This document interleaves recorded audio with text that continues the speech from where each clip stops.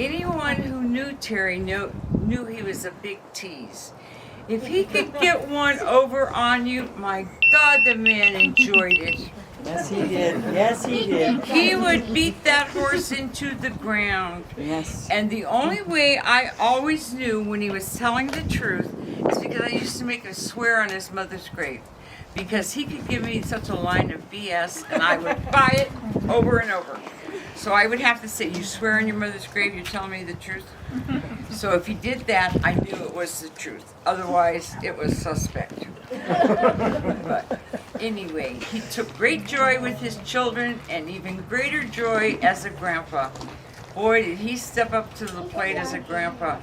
Those grandkids just worked him like magic. In fact, he used to say, I don't know why that I'm older, now I'm an ATM machine. But they all treated him like that. They all got away with that.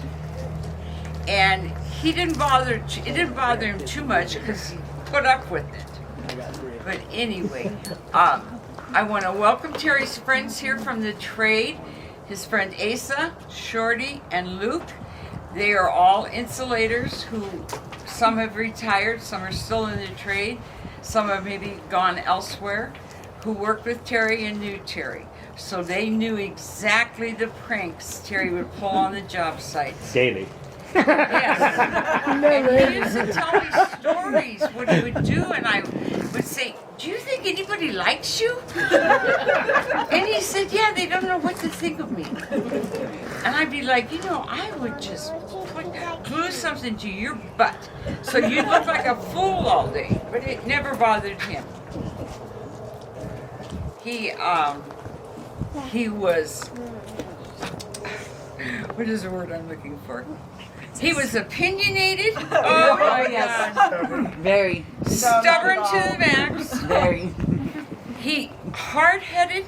When he made up his mind, that was it. It was the truth.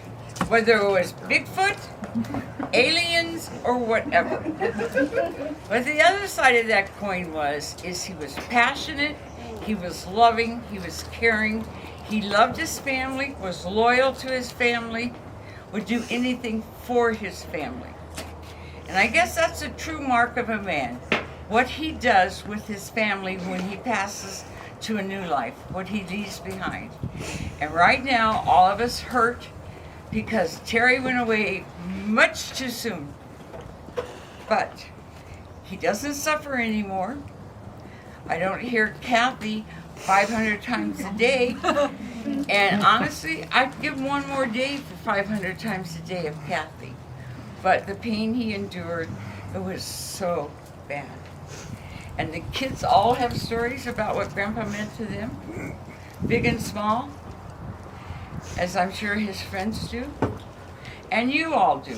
He wasn't a perfect man. He was a good man. I spent more than 41 years with this man. Hard to believe. And the part I wasn't with him, we were still connected because of the kids and grandkids.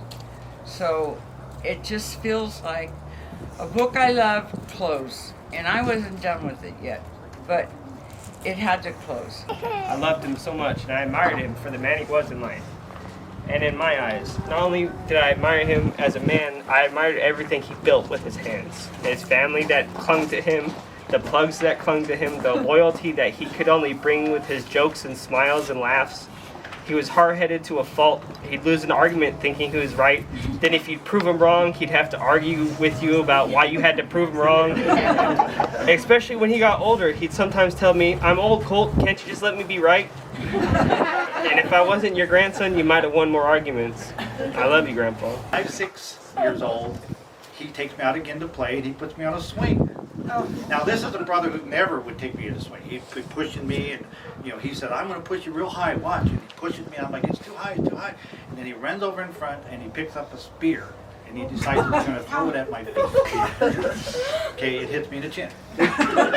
See, so it actually stuck in the chin. He had to come over and break it out. I saw him cry again.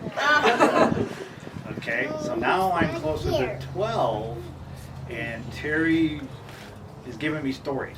And, okay, they're sexual stories. Okay? And then I made a comment, so Terry, you can't do that. He says, Tom, they can't get pregnant that way. I was in the hospital room. I just had Nick, and they closed the curtain because I was eating, and Terry and Kathy and Brandon came in to see him. And they're holding him, and the nurse is telling him all the issues, because I had some big time issues that was happening. And next thing you know, I hear this voice out of the blue, Michelle? I'm like, yes. Thank you for making me a beautiful grandson. Thank you, I love you. Out of the blue.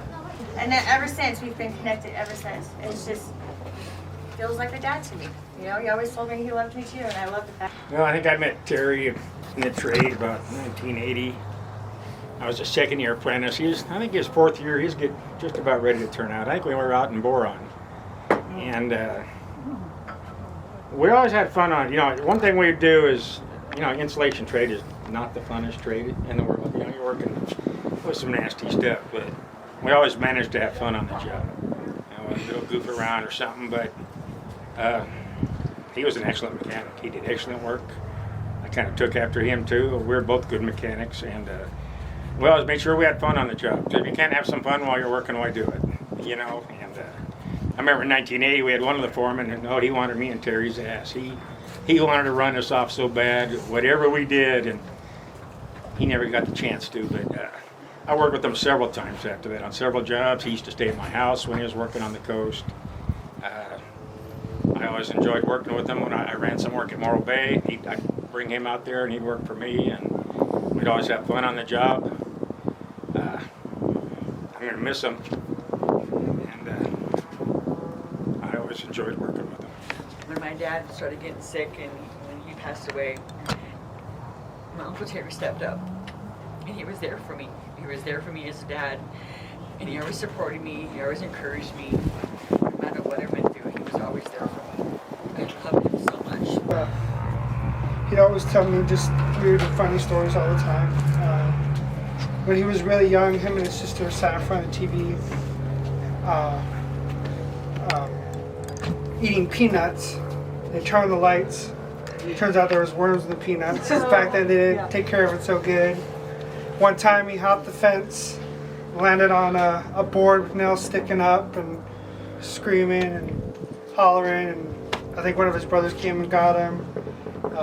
One time when he was in the trade, he convinced one of his bosses to take him to this buffet where, and everyone came and they all ate like hundreds of dollars of lobster. And one time Tom Gutierrez. yeah, one time one of their bosses they didn't like, him and a bunch of the guys, I guess, pushed him over while he was in the porta potty.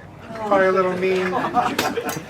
Just all kinds of stories about that. I'll never forget how he worked on a rocket doing insulation and that went up into space, and how proud he was that he was a part of that. My dad was a special man. He was my pops and my best friend. And I lost them both. And I just wanted to say something about, everybody knows my dad was an atheist. But before he passed, he made his peace with the good Lord. And he was a believer. He always had the best jokes. I remember, I don't know if Alexis and Colt and Dakota remember this, but Colt and Dakota had me and Alexis had thought they locked us in the van. No, we did. We locked them in the van. No, you were locked in. No, go ahead. You were locked in. Though. We could unlock it. We just didn't know that we could. Start with you locked in. No. I remember It's a good way to we were locked in there, and we were freaking out pretty bad. But I just remember Uncle Terry coming and rescuing us. It was a fun day. It was Thanksgivings and holidays were the best growing up with family, and it's good seeing everyone here. I'll just say that there wasn't a movie that the boys didn't go to on a Terry took them to the movies. That was their thing. They would go to the movies. Every movie since they were 2 years old, barely could walk, in cradle, going to the movies every single time a movie premiere came out. So he was a dedicated, whether they were appropriate or not. Yeah, dedicated grandfather. Dedicated and grandfather. the entire Marvel series. Yes, every single one of them. Yes, he was a great dedicated grandfather. We would go out to just like Molly's or whatever sometimes. I remember one of the times it was just me and him going, and I was like distracted eating my food, and I look up and I see him like pocketing the sauce bottles. I was like, Grandpa, they like need those, and he was like, oh no, I paid for this place, it's fine. We still have those sauce bottles, Grandma. Tabasco, right? Yeah, he stole 3 bottles of Tabasco from Wally's. Steakhouse night selection. I think that's a sibling trait. Because Nana did the same. I remember it's just like whenever we went to Vegas or something, there would always be like an extra like little bag in our suitcase of stuff that Ivor and Grandpa stole or he stole. That's all those complimentary towels and soaps and shampoo and conditioner. And then Grandpa So just made many their ashtrays. pockets hurt by like getting like $2,000 in one night. You always got to take a towel from a motel, especially when you're running low at home. I still understand how he put free sauce bottles in like the little. He had like a Hawaiian shirt on and he fit it all in like the breast pocket of it. I still don't know how he did it. How he got away with it, went up and paid with it in his fucking. Yeah. Oh, these, no, I walked The through. best thing I ever did in my life was becoming part of this family. I grew up with my mom and 5 sisters, no extended family. The day I came into this family, I was accepted wholeheartedly. Just to know that, hey, come here, niece. And Terry could argue any topic, no matter what it was, whether he was right or wrong. He always thought he was right, and he could argue it until you gave up. So my view of Terry today, he's up there arguing with God about whether or not. Well, I guess he did finally agree that he is there. So now about his acts and what he could have done better. As all of us know, Terry, I think he did enjoy debating Oh, yes, he did. the best. He should have got into politics, but he would have hated himself. So Love debating. yeah, so that's, if anyone, next time somebody tries to prove you wrong, just know that Terry would be the one who could prove you right, no matter what it is. Terry's the only grandfather I've ever known. And he stepped up and took me in wholeheartedly. I think it's a Lueken trait. It's an amazing family to be in. He actually was more like a father to me in a lot of ways. He's the only man I know who can tell a dirty joke without actually saying any dirty words. And he proved that quite often, much to Grandma's chagrin. He was a very sweet man, possibly due to all the sweets he consumed constantly, even after Grandma putting him on a diet.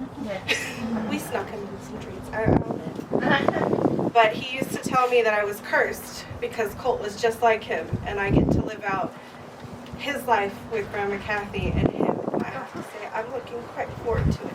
I just want to say how much I love him, how much I miss him. I want to trade him. Especially my dad for he wanted. I wish he was still here. And miss him.